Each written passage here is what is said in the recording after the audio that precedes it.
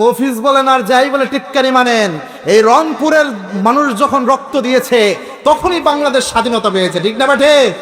যদি বাংলাদেশে আবার কখনো প্রেক্ষাপট হয়, আবার যদি বাংলাদেশে রক্তের প্রয়োজন হয়, রংপুরের মুসলমান যারা আমরাই রক্ত দেব ইনশাআল্লাহ। রাজি আছেন তো? হাত তুলে এলাকা দেখা। নারায়ণ তাকবীর, নারায়ণ তাকবীর। যদি জীবনের সমস্ত গুনাহকে সওয়াব বানায় নিতে চাও, ফর্মুলা হলো কি? ইল্লা মান তাবা ওয়া আমানা ওয়া আমিলা আমালান সালিহা ফাউলাইকা ইউবাদদিলুল্লাহু সাইয়্যাতিহিম হাসানাহ ওয়া কানাল্লাহু গফুরার রহিমা। পড়ুন আল্লাহু আকবার। আল্লাহ বলছেন ইল্লা মান তাবা, যারা তওবা করবে। এক নাম্বার হচ্ছে তওবা করতে হবে। এক নাম্বার কি? তওবা। তওবা মানে কি? হোয়াটস দ্য ডেফিনিশন অফ তাওবা? তাওবা শব্দের অর্থ কি? তাওবার জন্য চারটা শর্ত লাগে। চিল্লায় বলেন তো কয়টা শর্ত? যদি চারটা শর্ত মেনে তাওবার মতো তাওবা আপনি করতে পারেন, জীবনের সব গুনাহ মাফ হয়ে আল্লাহ রাব্বুল আলামিন সব গুনাহগুলোরে সওয়াব বানায় দেয়। সুবহানাল্লাহ।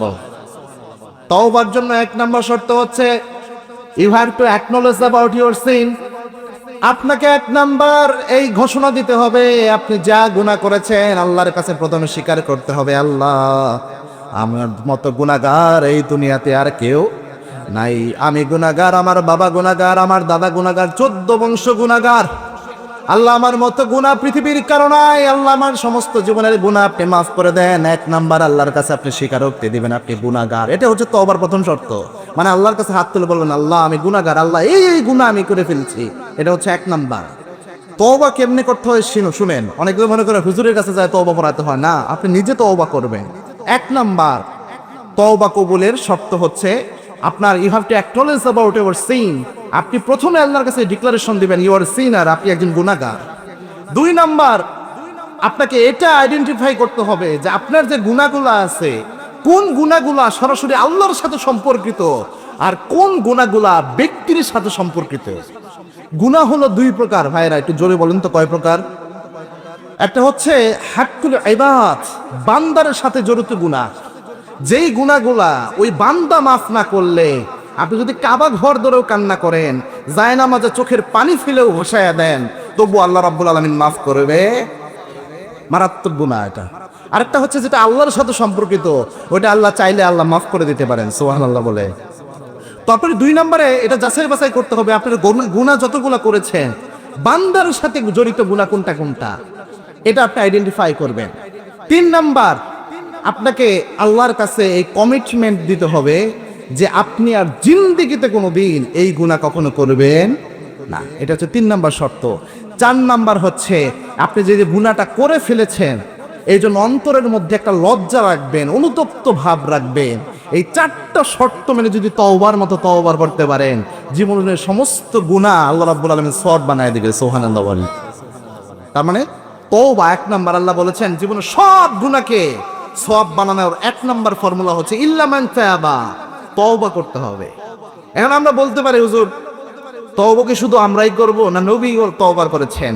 বুখারীর বর্ণনা, আল্লাহর হাবিব সাল্লাল্লাহু আলাইহি ওয়াসাল্লাম বলেছেন আকসার মিন 70 মাররা, আল্লাহর হাবিব বলেছেন আমি প্রত্যেকদিন নবী হওয়া সত্ত্বেও 70 বারের বেশি তওবা করি। সুবহানাল্লাহ বলে।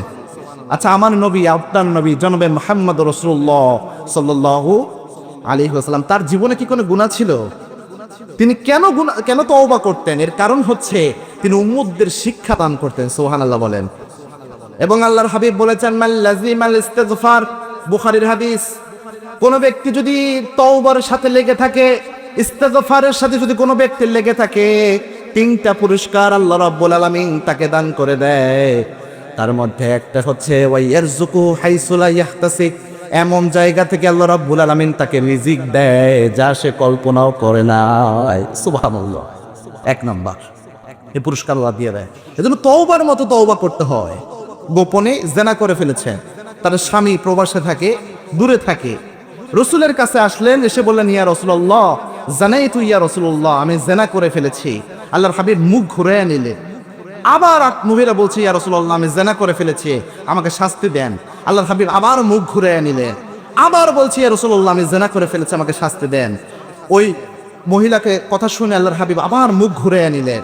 মুহাদ্দিসিন ইকরাম ব্যাখ্যা করেছেন 3 বার আল্লাহর হাবিব মুখ ঘুরে এজন্যই নিলেন। আল্লাহর হাবিব চাইলেন এই মহিলা যেহেতু গুনাহ করে ফেলেছে, গোপনে এই মহিলা আল্লাহর কাছে মাপ চাইলে জীবনের সব গুনাহ মাফ করে দিবেন কে? আল্লাহ। কিন্তু মহিলার তওবা ছিল অনেক কঠিন তওবা, অনেক বোনের দিক থেকে সে অনুশোচনা ভোগ করে আবার রাসূলকে বললেন ইয়া রাসূলুল্লাহ জানাই তো আমি জিনা করে ফেলেছি, আমারে আপনি শাস্তি দেন। আল্লাহর হাবিব বললেন ও মহিলা তুমি যে জিনা করেছো, এই জিনা করার কারণে তোমার পেটে কোনো বাচ্চা এসেছে নাকি? ওই মহিলা বলছেন হ্যাঁ ইয়া রাসূলুল্লাহ আমার গর্ভে একটা জারজ সন্তান এসেছে। আল্লাহর হাবিব সাল্লাল্লাহু আলাইহি সাল্লাম বললেন তুমি অপরাধ করেছো, গর্ভের সন্তানের কোনো অপরাধ নাই, তুমি চলে যাও, সন্তান প্রসব হওয়ার পর তারপরে তুমি আসবা। ওই মহিলা সন্তান প্রসব হওয়ার পর আবার এসেছে।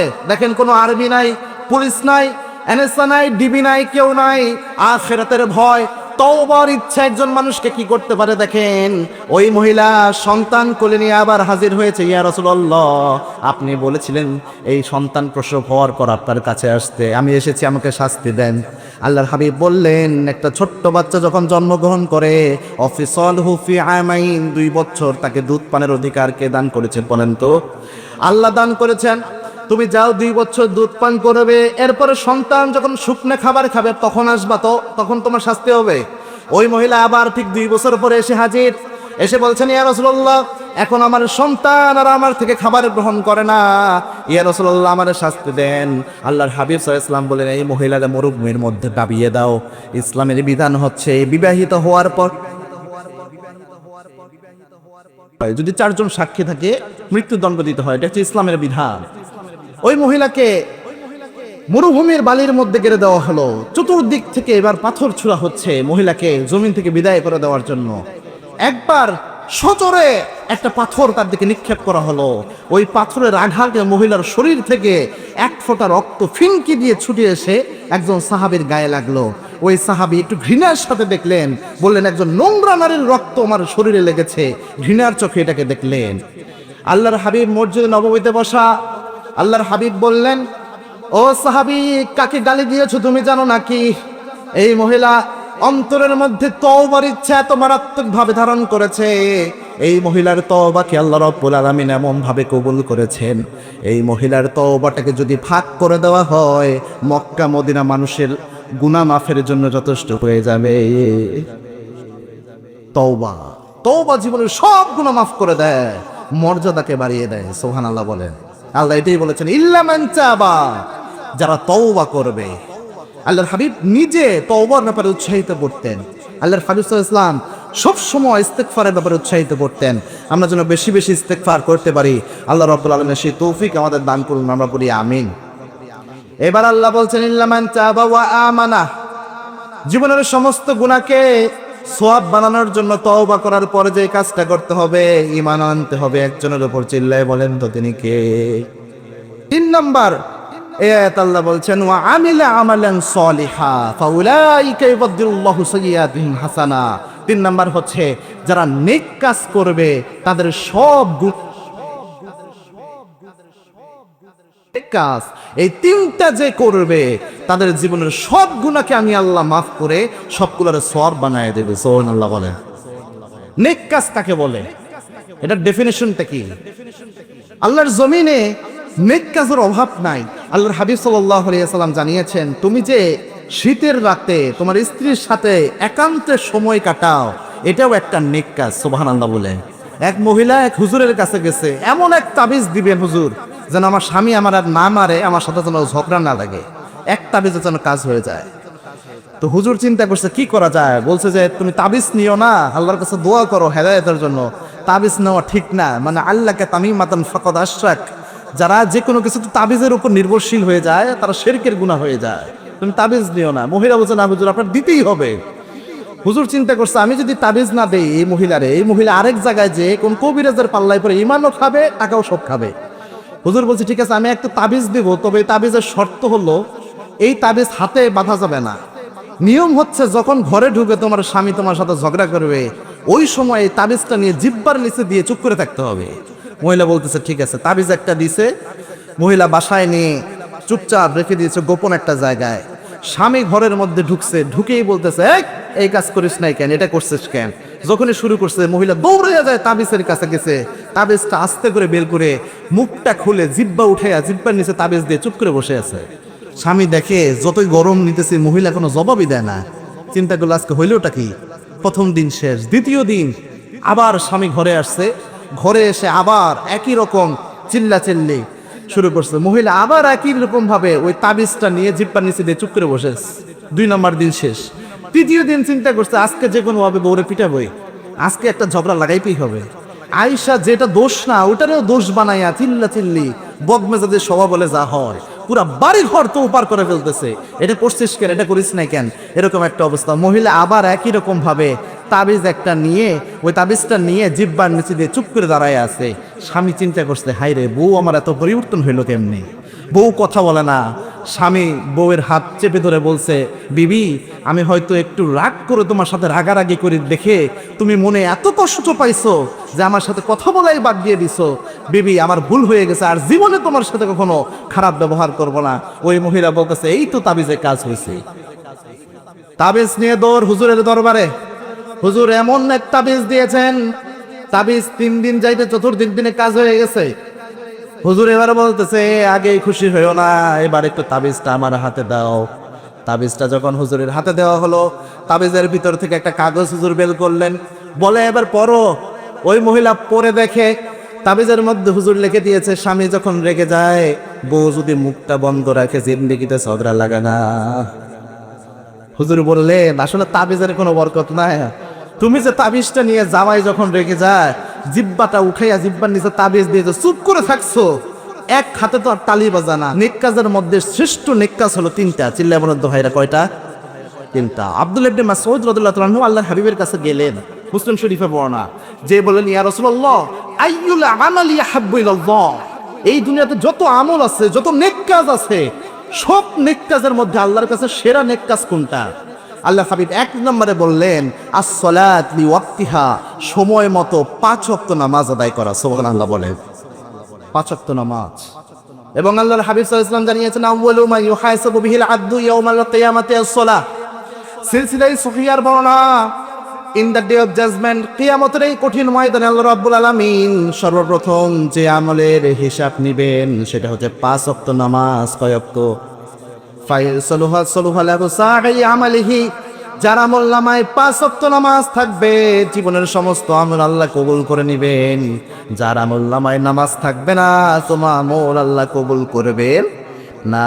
আল্লাহর হাবিব বলেছেন, ফারকুল মুমিন ওয়াল কাফির তারকুস সালাহ, ইমানদার এবং কাফেরের মধ্যে পার্থক্য সৃষ্টি করে যে আমলটা, সেটা হচ্ছে 5 ওয়াক্ত নামাজ আদায়। সুবহানাল্লাহ বলে আমরা যেন 5 ওয়াক্ত নামাজ আদায় করতে পারি, আল্লাহ তৌফিক দান করুন, আমিন।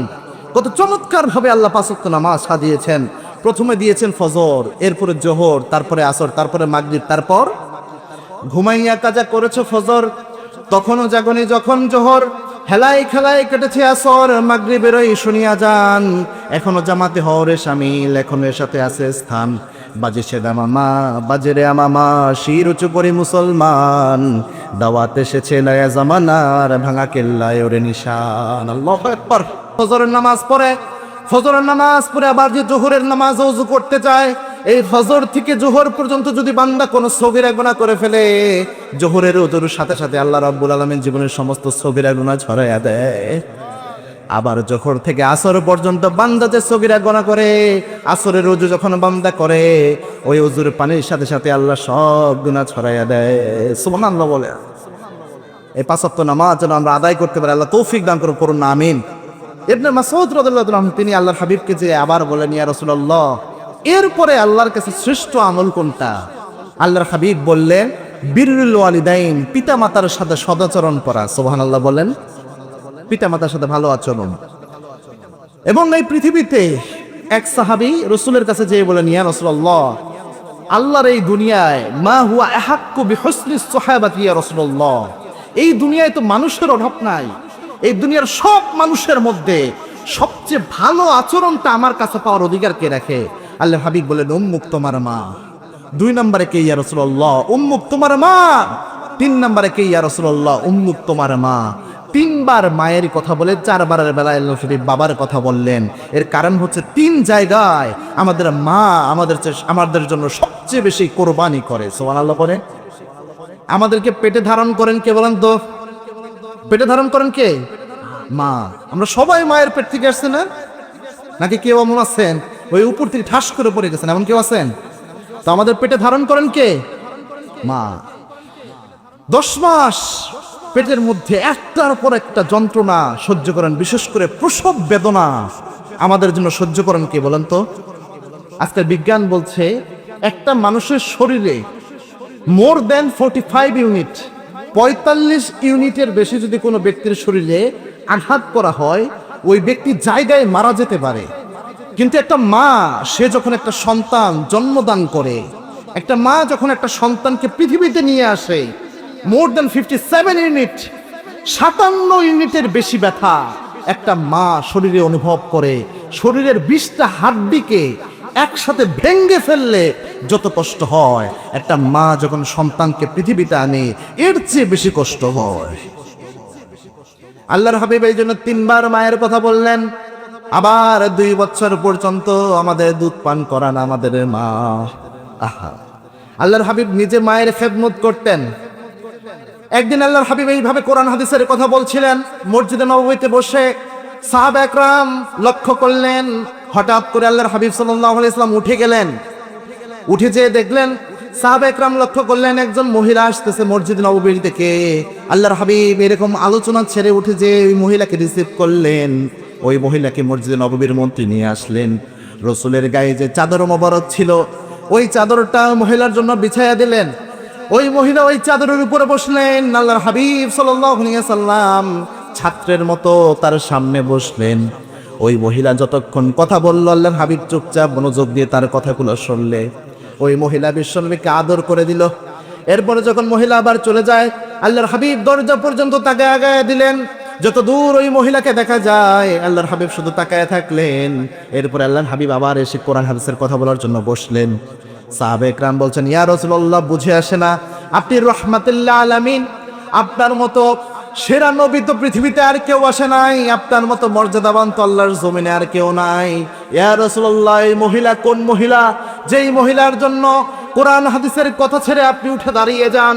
এই মহিলা কোন মহিলা যেই মহিলার জন্য দরজা পর্যন্ত আপনি আগায়া যান? এই মহিলা কোন মহিলা যেই মহিলার জন্য আপনার গায়ের চাদরকে আপনি বিছায়া দেন? এই মহিলা কোন মহিলা যেই মহিলার জন্য যতদূর ওই মহিলাকে দেখা যায় আপনি শুধু তাকায়া থাকেন? আল্লাহর হাবিব বলেন, ও সাহাবীরা, ছোট্টবেলায় আমি আমার আব্বাকে হারিয়েছি, আমার জন্মের আগে আব্বাকে হারিয়েছি। ছোট্টবেলায় আমি আমার মাকে হারিয়েছি, যেই দুধ মা হালিমাতুস সাদিয়া কোলে কাকে করে আমাকে বড় করেছে, সেই মা আমারে দেখতে এসেছে, মাকে একটু সম্মান আমি দিয়েছি। সুবহানাল্লাহ। আল্লাহর হাবিব বলতেন, লাউ কতাআতা জিলদাক, শরীরের চামড়া কেটে মায়ের জন্য যদি পাপোশ বানায় দেওয়া যায় তবু মায়ের হক আদায় করা সম্ভব। জোরে বলে সম্ভব। ওগো মা, তুমি এই ধরনের শ্রেষ্ঠ নে আমার, তোমারই পদ তলে রয়েছে জান্নাত। ওগো মা, তুমি এই পৃথিবীর শ্রেষ্ঠ নে আমার, তোমারই পদ তলে রয়েছে জান্নাত। ঠিক না? ঠিক। আল্লাহ আমাদের মাদেরকে কবুল করুন, আমরা পড়ি আমিন। এজন্যে আল্লাহর হাবিব বললেন, যত আমল এই পৃথিবীতে আছে আমলের জগতে দ্বিতীয় শ্রেষ্ঠ আমল হচ্ছে আব্বা আম্মার খেদমত করা। সুবহানাল্লাহ বলেন। এই জুলাই আন্দোলন কশিন কালেও সরকার পতনের আন্দোলনে হয়তো সফল হতো না যদি রংপুরের আবু সাইদ রক্ত না দিত। ঠিক না ঠিক?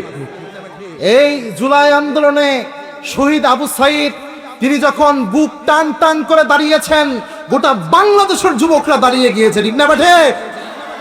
আমরা তো গরম মানুষ, আমাদের অনেকে মফিজ বলে টিটকারি মারে। এজন্য এক লোকে ক্যামেরা ধরছে, বলে যে আপনাদের রংপুরের মানুষরা যে মফিজ বলে, এটা দিয়ে আপনার বলার কি আছে বলেন? ওই বলতেছে, তো বললে আমরা খুশি হই না, কারণ মফিজ মানে হচ্ছে দুলাভাই। মফিজ মানে কি?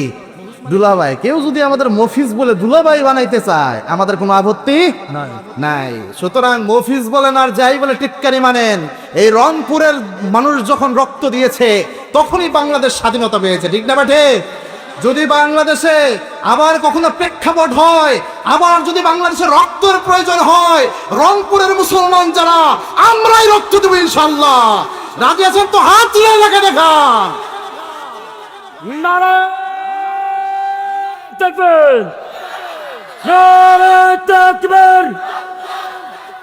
ইসলামের শত্রুরা হুঁশিয়ার সাবধান, নারায়ণ তাকবীর। আল্লাহ কবুল করুন, পড়ি না আমিন। তো বলছিলাম আমলের জগতে দ্বিতীয় শ্রেষ্ঠ আমল হচ্ছে পিতামাতার সাথে সদাচরণ করা, পিতামাতার সাথে ভালো আচরণ করা। মুসা আলাইহিস সালাম একদিন আল্লাহরে জিজ্ঞেস করে, আল্লাহ আমার সাথে জান্নাতে থাকবে কোন ব্যক্তিটা, এই ব্যক্তির আমি দেখতে চাই। এই বর্ণনাটাকে অনেকে দুর্বল বলেছেন, তবু তার গায়বের জন্য বলছি, উৎসাহের জন্য। তো আল্লাহ বললেন তোমার সাথে জান্নাতে কে থাকবে, আরে তোমার দেখা দরকার কি? তো মুসা আলাইহিস সালাম ছিলেন এমন নবী, মাঝে মাঝে এমন এমন প্রশ্ন আল্লাহরে বলতে করতেন অবাক করা। একদিন আল্লাহরে জিজ্ঞেস করতেছে, আল্লাহ আপনি কি ঘুমান না? তো মুসা আলাইহিস সালাম এই যখন প্রশ্ন করছেন, আল্লাহ বলে, মুসা আমি তো ঘুমাই না, লা তাখুযুহু সিনাতু ওয়ালা নাওম, আমার তন্দ্রাও নাই, ঘুম তো দূরের কথা। মুসা আলাইহিস সালাম বলে, আল্লাহ আমার এটা বুঝে আসে না, আপনি না ঘুমায় থাকেন কেমনে? আমি তো না ঘুমায় থাকতে পারি না। আল্লাহ বললেন, মুসা তুমি কি এটা বিশ্বাস করো না? মুসা ইসলাম বললেন, বিশ্বাস করি, কিন্তু আমার বুঝে আসে না, বুঝতে চাই। আল্লাহ বললেন, মুসা এক গ্লাস পানি নাও। এক গ্লাস পানি মুসা আলাইহিস সালাম হাতে নিলেন। আল্লাহ এবার ঘুমকে বললেন, ঘুম মুসাকে ধর। যখন মুসা আলাইহিস সালামের চোখে ঘুম চলে আসলো, হাত কেঁপে কেঁপে এক গ্লাস পানি মাটিতে পড়ে গেছে। মুসা ইসলাম ভয় পেয়ে গেলেন যে বেয়াদবি করে ফেললাম কিনা। আল্লাহ বলে, মুসা পানি কই? কয় আল্লাহ একটু ঘুম আসছিল, পানি পড়ে গেছে। আল্লাহ বললেন, মুসা সামান্য এক গ্লাস পানি দিয়েছিলাম কন্ট্রোল করার জন্য, একটু ঘুম আসার কারণে তোমার হাত থেকে গ্লাসটা পড়ে সব পানি পড়ে গিয়েছে। মুসা আমি সাত আসমান, সাত জমিন, নবমণ্ডল, ভূমণ্ডল, গ্যালাক্সি, মিল্কওয়ে যত সৃষ্টি আমার রয়েছে সব কিছুর মালিক আমি আল্লাহ।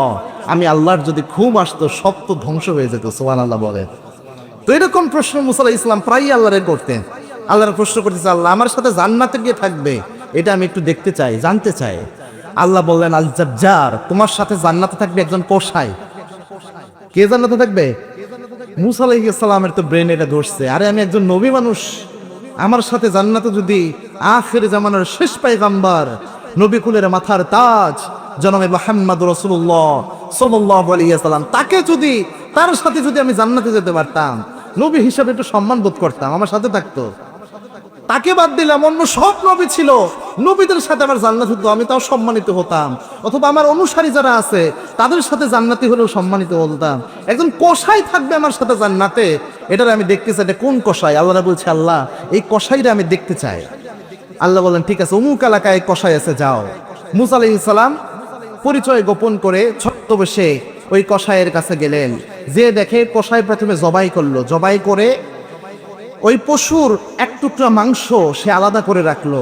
এরপর সারাদিন গোস্ত বিক্রি করলো। গোস্ত বিক্রি করার পর যখন বাসার দিকে যায়, তখন এই গোস্তের টুকরাটা যেটা প্রথমে আলাদা করে রাখছে এটা নিয়ে যাচ্ছে। মুসা আলাইহিস সালাম সামনে যেয়ে হাজির, বলছে, ভাই আমি একজন মুসাফির মানুষ, আজকে আমি আপনার বাসায় একটু মেহমান হইতে চাই। ওই কসাই তো আল্লাহর ওলি ছিলেন, যুবক মানুষ, বলে, না খেলেন মাসাহলান, চলেন আমার বাসায়। মুসা আলাইহিস সালামকে নিয়ে গেলেন। চিনেন নাই যে আল্লাহর নবী, নিয়ে গেছে বাসায়। মুসা আলাইহিস সালামকে মেহমানখানায় বসতে দিচ্ছে। এই কসাই এবার বাসায় যেয়ে প্রথমে একটা ঘর পরিষ্কার করলেন। ঘর পরিষ্কার করে ওই যে গোস্তের টুকরাটা নিয়েছে নিজের হাতে কাটলেন, কেটে সুন্দরভাবে রান্না করলেন। রান্না করার পর, আমাদের বাসায় মেহমান আসলে কি হয়, রান্না করার পর সবার আগে মেহমানরা খাওয়াই না? মুসা আলাইহিস সালাম মেহমান বসে আছেন, ওই যুবক কসাই করলো কি, রান্না করার পর মুসা আলাইহিস সালামরা দিলেন না। খাবার নিয়ে আরেক ঘরে গেলেন, যে মাচা থেকে শোয়ার জায়গা রয়েছে ওইখান থেকে একটা বৃদ্ধা মহিলাকে তিনি নামালেন কোলে করে, নামিয়ে তাকে বসালেন পরিষ্কার করে। প্রথম খাবারের লোকমাটাও মহিলার মুখের মধ্যে তুলে দিলেন। ওই মহিলা খাবার খাচ্ছে আর মিটি মিটি করে যেন কি বলতেছে, মুসা ইসলাম বুঝতে পারলেন না। মহিলাকে খাওয়ানো শেষ। এবার মুসা আলাইহিস সালামের কাছে খাবার নিয়ে আসছে ওই যুবক কসাই, এসে বলছে, প্রিয় ভাই আপনি খাবার খান। মুসা ইসলাম বললেন, আল্লাহর কসম এই খাবারে আমি হাত দিব না ততক্ষণ ওই মহিলা তোমার কি হয় এটা বলবা না তুমি যতক্ষণ। সুবহানাল্লাহ বলেন। মুসা আলাইহিস সালামকে ওই যুবক কসাই বলল, এই যে মহিলাকে দেখছেন, এই মহিলা আর কেউ নয়, এই মহিলা আমার জন্মদাত্রী মা 10 মাস এই মহিলাই আমারে গর্ভে ধারণ করেছে। মুসা আলাইহিস সালাম বললেন, ওই মহিলাকে যখন তুমি খাবার খাওয়াইলা তখন তো ওই মহিলা মনে মনে যেন কি বলে, আমি বুঝতে পারি নাই কি বলে ওই মহিলা। মুসা আলাইহিস সালামকে ওই যুবক কসাই বলছে, আমি আমার মাকে সবার আগে সব সময় খাবার খাওয়াই, আমার মারে যে আমি সেবা যত্ন করি, আমার মারে যে আমি খাবারে খাওয়াই, আমার মাকে যখন আমি খাবার খাওয়াই একটা দোয়া আমার মা আমার জন্য করে। আমার মা আমি যখন খাবার খাওয়াই বারবার শুধু বলে, আল্লাহ তোরে জান্নাত দান করুক, জামানার শ্রেষ্ঠ নবী মুসা নবীর সাথে আল্লাহ তোরে জান্নাত দিয়ে দিক। মুসা আলাইহিস সালাম বুঝতে পারলেন মায়ের দোয়ার কারণে এই ব্যক্তি আমার সাথে জান্নাতি। সুবহানাল্লাহ বলে। এই পৃথিবীর সমস্ত হুজুর, কাবা ঘরের ইমাম, মসজিদের নববীর ইমাম, বাইতুল মুকাররমের খতিব, বাংলাদেশের সমস্ত বক্তারা এক জায়গায় হয়ে আপনার জন্য এক বোতল পানিতে ফু দিবে, দোয়া পড়ে পুরা কোরআনটা পড়ে ফু দিবে। আর আপনার মা, আপনার বাবা হয়তো ভালো করে কোরআন পড়তেও পারে না, শুধু বিসমিল্লাহ পড়ে আরেক গ্লাস পানিতে ফু দিবে। আল্লাহর কসম করে বলতে পারে, দুনিয়ার সমস্ত পীর সাহেব, সমস্ত ইমাম সাহেব, সমস্ত বক্তার ফুয়ের আগে আপনার মায়ের ফু আর বাবার ফু সবার আগে আল্লাহর দরবারে কবুল হয়ে যায়।